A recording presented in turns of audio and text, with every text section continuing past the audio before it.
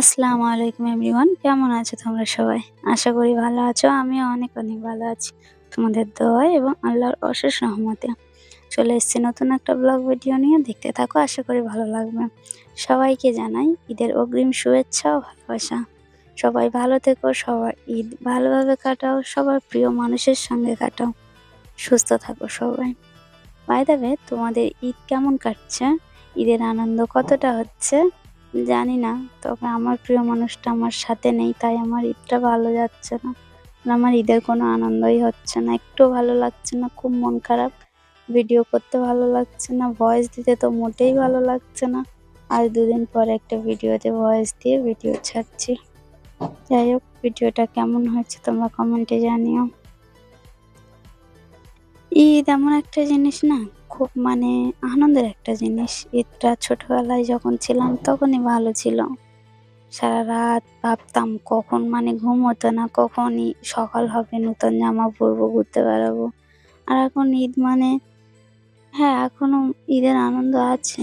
প্রিয় মানুষটা কাছে থাকলে অতটা নেই, যতটাই আছে ততটাও আমার মনে হচ্ছে না, কারণ আমার প্রিয় মানুষটা আমার কাছে নেই। একদমই ভালো লাগছে না, বারবার মনে পড়ছে। তবে ছেলেকে নিয়ে একটু এক্সাইটেড, ওকে সাজিয়ে দেবো, ওকে নিয়ে আনন্দ করব। তবুও সব কিছুর মাঝখানে তার কথা খুবই মনে পড়ছে, খুবই মিস করছি।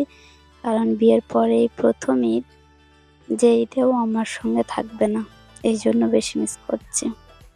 আশা করি সামনের বছর এমন হবে না, একসাথে ঈদ কাটাবো।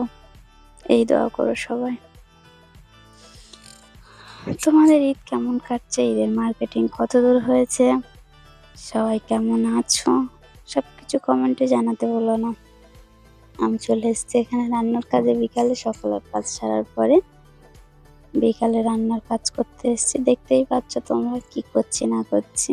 বলতে ভালো লাগছে না, খুব মন খারাপ, কেন জানি না। বারবার মনে পড়ছে তার কথা, ফোন করলে আরো বেশি মনে পড়ছে। আমি তো বারবার বলছি তুমি চলে এসো, বাট আসার মতো পরিস্থিতি নেই। গিয়েছে সবে 1 মাস মতো হয়েছে, আর তারপরে ওই ভোটের সময় চলে আসবে, সেই জন্য এখন আসছে না, একবারে ভোটের সময় আসবে। এখানে আমি ডাল শিলবাটায় বেটে নিয়েছি, সকালে ভিজিয়ে দিয়েছিলাম, তো শিলবাটায় ডালটা বেটে নিয়েছি। নেওয়ার পরে এখন ওতে আমি পেঁয়াজ আর মশলা, লবণ, ঝাল, হলুদ যা লাগে সবকিছু দিয়েছি।